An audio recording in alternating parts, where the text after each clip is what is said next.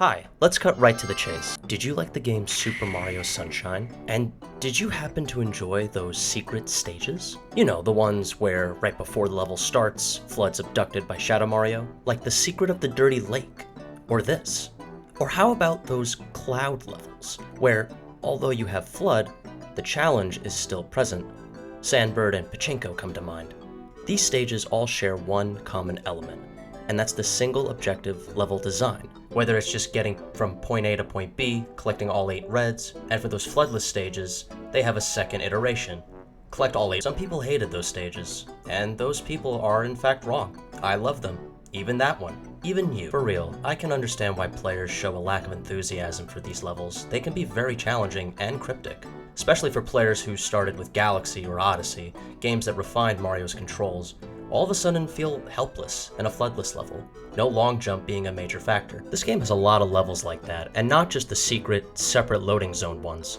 A lot of aspects of this game can be tedious, like all the multiple 8 red coin missions, and blue coins making up a large portion of the sprite total. Though I never minded the latter personally, I always used to think them as hidden one-off shine sprites, kinda like some of the easier moons in Odyssey. I found these linear levels enjoyable and a nice intermission from the open sandbox world of Delfino. Clearly the formula worked, as it continued to Odyssey and its moon challenges. Sunshine stands out amongst its fellow 3D Marios as the quirky middle brother. Most things about this game are strange, from its level design to its regional variant enemies. I absolutely adore how this game presents itself, even today. Instead of vastly different areas, it's one interconnected island. Even though there's several water-themed areas and 2 different beach levels, not one place looks the same. The vibe alone is enough to convey a distinction. This does not carry over to the secret stages. They are all either in the clouds or in space with a choo-choo train. The secret stage sub-areas do not represent the worlds they're in at all, save for a few. That's the cool thing about this mod. Each world is themed, at least aesthetically, around the world it derives from. So if you loved Sunshine, and if you think you got what it takes, begged the Lord Almighty for a Sunshine 2, look no further. Here's yet another mod I'm gonna shill.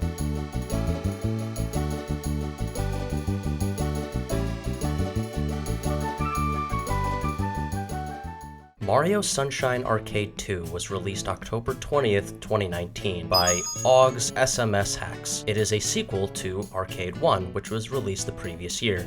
Arcade 2 has the original's 48 levels and adds another 48 for a total of 96 shine sprites to collect and 96 blue coins to collect, 1 in each level. You don't spend them on anything. This time, they're just extra collectibles to add a bit more challenge to the mod, giving each and every level 1 additional side objective. Arcade 1 and 2 have been mostly popular with Sunshine speedrunners, but honestly, anyone who grew up playing Sunshine, who knows it fairly well, can tackle this game no problem. There's infinite lives, so the pressure is mostly alleviated. At the time I'm recording this, Eclipse by the Eclipse Team has already been released and to much acclaim.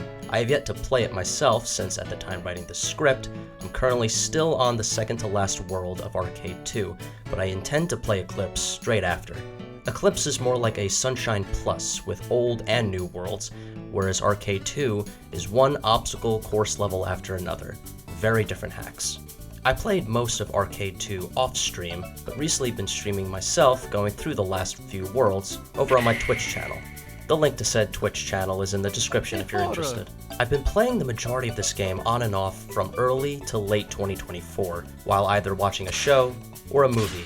Casually grinding through this game, while seemingly meant to be completed fast, can also be enjoyed at a leisurely pace. Sure, this game is practically begging to be speedran, but you're not going for a world record. I mean, look at you. This game is hard, even for veteran casuals like me who only know some tricks. Each level will push how far you can jump, how high you can jump, jump dive, wall jump. Every move in Mario's arsenal is put to the test. There was one very cryptic level that I'll try my best to explain. In one Rico Harbor level, you have to keep going back and forth in the same linear level on a different path in order to get the shine sprite. But in order to do this, you need to keep giving coin to these piñatas. Sounds tedious, and it was, but it was doable. Getting the blue coin in this level was, for me, a genuine head scratcher. Keep in mind, there's no guides online, and I eventually had to look at someone else playing this game in order to figure this out. Otherwise, you have to be bored enough to run all the way to the other guy after the shine appears, and then he gives you a blue coin for talking to him. Every other blue coin in the game is either in plain sight or just very well hidden. Some assets are custom made, like these spinning lava rocks that look like potatoes. Most of them are reused level assets, so if you're a veteran player, there isn't much you won't recognize, but that's not why you play this game. You play it to avoid the police. In this level, you can't make eye contact with the cops. If you do, the pigs throw you into the abyss. If this mod is missing anything, it's boss fights. There are no boss fight levels, save for one, a gooper fight in the Rico Harbor world. And it's nothing special either, pretty vanilla. I would have liked to have seen creative end-of-world boss fights like Petey at the end of Bianca, King Boo topping off the Serena world, or maybe 3 Wigglers at once at the end of Gelato Beach. Considering how simple a concept this mod is, I'm not too disappointed, but that would have been a really cool thing to see. Arcade 2 doesn't add any new mechanics like Eclipse, it just brings good level design. Mostly. There are some questionable levels, but all of them are beatable. I'm no speedrunner, but anyone with a 3D Mario background could probably get the job done. The questionable levels in question are the 100 coin levels, few as they are. The main problem being that most of these levels have no floor, so if you missed a jump, you're gonna eat shit and start over. Other than those, the aforementioned hidden blue coins can either be in plain sight or too hard to find. Granted, I only had to Google the location for one of them. The other tricky ones took several runs through their levels to find. This one in particular nearly gave me an aneurysm. What the game demanded seemed impossible. At first I thought I'd have to quickly climb to the other panel and Mario would just switch sides on top, but that isn't a thing in this game.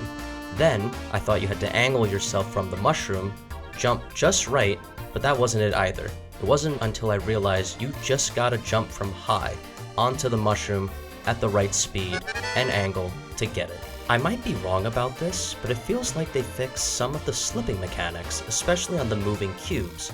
And because there are quite a lot of them, maybe they felt like slipping and sliding on these things constantly would be more of a nuisance if they didn't touch up on those physics, especially on those potatoes that they added. Some of these levels are completely out of control. Remember Il Piantissimo? Well, in this hack, he got really thick and races you several times, and by race, I mean he jogs down his own path of orange blocks that magically appear while you gotta hustle on the main road. Don't worry, these are factually easy. Some of these levels are not just aesthetically themed, but also have puzzles and platforms directly from their world of origin, like bouncing on the Yoshi-Go-Rounds in the Peanut Park level. I love that there's a Noki Bay world, followed immediately by an underwater-themed world, reminiscent of the 3 underwater stages in the vanilla Noki Bay. But unlike the originals, you don't get underwater flood physics, the background is just aesthetic. You're just platforming as usual, which still feels great. Kinda like Super Mario 64 without the kick, punch, long jump, or BLJ.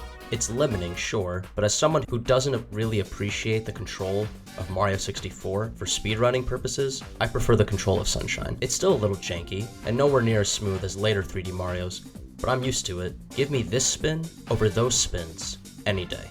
When I first started this mod, I had no idea there was a blue coin in every single level. In my playthrough, I was confident that some levels simply didn't have them. And then I watched Sunshine speedrunner Bouncyboy speedrun this hack for research purposes and caught a glimpse at the end of the hack, which has a level select and an indicator that shows you which blue coins you missed. This post-game level select is a really nice touch. Nothing fancy, and it doesn't have to be. Just an easy way to show what blue coins you missed and go back and get them. So this level has an interesting story. The objective was obvious, get all 8 reds before the timer runs out. However, the floor was seemingly invisible. At first, I thought this was intentional. The fastest way to complete this mission seemed to be water slide diving along the path, while also trying to figure out what's tangible. This seemed difficult, but not impossible. I looked online to see the fastest way to do this out of curiosity. I decided to watch some speedruns, not thinking I could perform the same stunts myself, but I figured I could pick up some things. To my surprise, the level they showed looked very different to mine. The floor was actually visible. I learned from the comments that certain updates of the Dolphin emulator made that custom texture invisible. The fact I was still able to beat this level in its corrupted state boosted my ego unnecessarily. This noteworthy level stumped me, not because it was difficult to complete, but because the blue coin was seemingly impossible to get. The kicker is that it was in plain sight. It took coming back to the level via the post-game hub area to identify the solution. There's a hole underwater. It leads straight to the... Trying to find these blue coins boils down to just looking really hard for them. Break out the I Spy, brush up on your Where's Waldo, because you better get your detective shit together. The level design is generally superb. The 100 coin levels are tedious, like I said, especially the timed ones. Never minded the abundance of red coin missions, and this hack will assume that you don't either. It has those in large quantities. Some levels start you off with FLUDD, in others you start naked and have to find FLUDD in either the rocket or hover nozzle varieties, and others, and by others I mean probably half of this game, you're just naked throughout the whole level. It's almost a completely different platformer when you relieve Mario of FLUDD. It brings back that feeling of completing those secret stages without FLUDD, and then appreciating those abilities when you get him back. Mario Sunshine could be my actual favorite game if it wasn't tied with TTYD. It was my first home console experience. I have cloudy memories of not being able to jump out of the water at the airstrip intro level. Isle Delfino is a brilliantly crafted world and left such a monumental impression on me. Playing this mod and discovering the Sunshine modding scene has been, without a doubt, a childhood dream come true.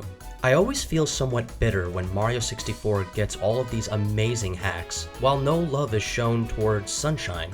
At least not as much. Obviously, recently that has changed, though nowhere near to the extent of Mario 64's modding scene. I'm no expert, but it seemed like GameCube games were harder to crack than Nintendo 64 games.